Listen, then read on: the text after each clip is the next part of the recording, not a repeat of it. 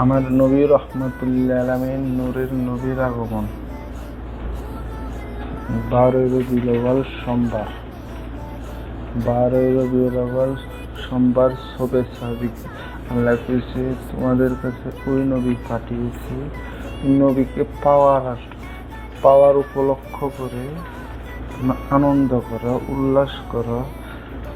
আল্লাহ পাক রব্বুল আলামিন কইছে রহমাতুল্লিল আলামিন নবী পাওয়ার কারণে তোমরা আনন্দ করো, উল্লাস করো। আল্লাহ সূরাতুল ইউনূসের 59 নম্বর আয়াতে আল্লাহ কয় কুল বিফাদলিল্লাহি ওয়া বিরাহমাতিহি ফাবিযালিকা ফালিয়াফরাহু হুয়া খায়রুম মিম্মা আজমাইন।